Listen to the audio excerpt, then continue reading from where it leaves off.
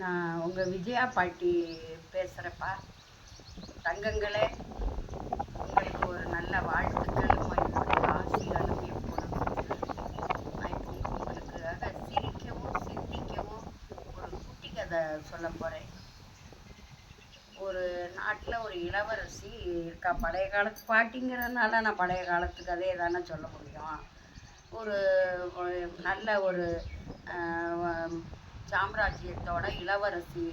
ஒரு பொண்ணு நம்மளுக்கு வரப்போகிற கணவன் எப்படி இருக்கணும்னா நல்ல ஒரு அறிவாளியாக இருக்கணும் அப்படின்னு நினைக்கிறான். இந்த கதை எதுக்கு சொல்கிறேன்னா, சிரிக்கவும் செய்யலாம், சிந்திக்கணும்.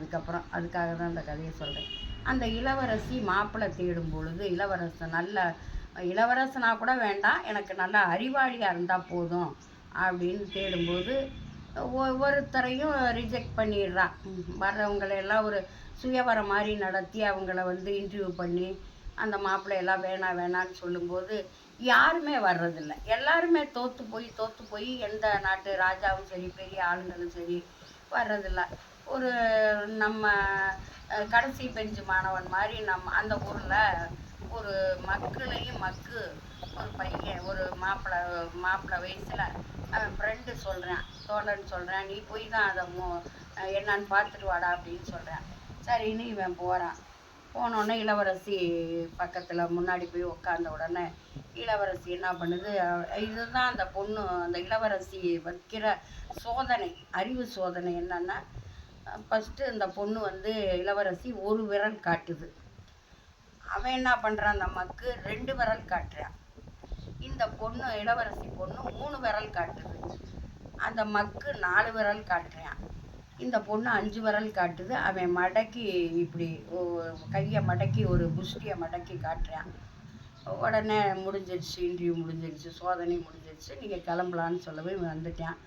அவங்க அப்பா கிட்ட போய், அப்பா பரிதாபத்துக்குரிய அந்த இளவரசி சொல்கிறா, எனக்கு இந்த மாப்பிள்ளையே பிடிச்சிருக்குப்பா, எனக்கு அவர் என்னோட சோதனையில் ஜெயிச்சிட்டாரு அப்படின்னு சொல்லி அந்த பொண்ணு சொல்லுது. என்னம்மா ராஜாவுக்கே தெரியாதான் இந்த பொண்ணு என்ன சோதனை வைக்குதுன்னு. அப்பா, இந்த உலகமே கடவுள் ஒருத்தர் அப்படின்னு சொல்லி உலகம் ஒன்று கடவுளும் ஒன்றுன்னு நான் ஒரு விரல் காட்டினேன். அவர் சொன்னார் 2 விரல் காட்டி அரியும் சிவனும் 2 பேருன்னு.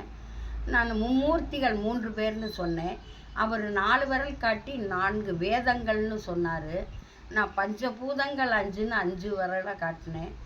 எல்லாமே இந்த ஒரு உலகம் பிரபஞ்சத்துக்குள் அடக்கம்னு அவர் கையை விரலெல்லாம் மடக்கி காட்டினார்ப்பா. அவர் வெகு புத்திசாலியாக இருக்கிறாரு, அவரைத்தான் நான் கல்யாணம் பண்ணிக்க போகிறேன்னு சொல்லி இந்த பொண்ணு ஓகே சொல்லுது அப்பா கிட்ட.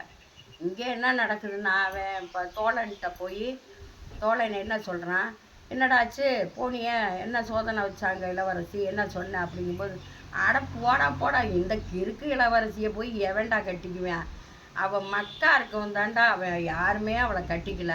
நான் போன உடனே என்னை கொண்டு போடுவேன்னா, ஒரு விரலை காட்டி கொண்டு போடுவேன்னா, நான் விடுவேனா, நான் மொழியை தோண்டி போடுவேண்டின்னு 2 விரலையும் காட்டினேன்.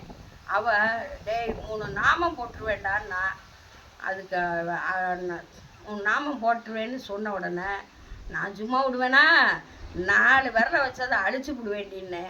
அவள் வந்தேன்னா அரைஞ்சி விடுவேன்னு 5 விரலையும் காட்டினான். நான் நீ அரைஞ்ச உடனே நான் என்ன பண்ணுவேன் தெரியுமா, உன்னை ஒரே குத்தி விடுவேண்டின்னு சொல்லிட்டு வந்துட்டேன்டா. எனக்கு அவளை வேண்டாம், அவளாம் வேணவே வேணாண்டா அப்படின்னு சொல்கிறேன். இது எப்படி இருக்குது, அந்த பொண்ணு பாவம் ஏமாந்து போகிறதுக்கு முன்னாடி இறைவன் அவளை காப்பாற்றணும். அவ்வளோதான் நான் படித்தது சொல்கிறேன். அதுக்கு மேலே கல்யாணம் பண்ணிக்கிட்டதும் பண்ணாததும் அதெல்லாம் போடலப்பா. இது எதுக்கு சொல்கிறேன்னா, நம்ம எதையுமே புரிதல் நம்மக்கிட்ட நல்ல விதமாக புரிதல் இருந்தாக்க நம்மளோட வாழ்க்கை நல்ல வளமாக இருக்கும் அப்படிங்கிறத சொல்கிறேன். உங்கள் அனைவருக்கும் வணக்கம்.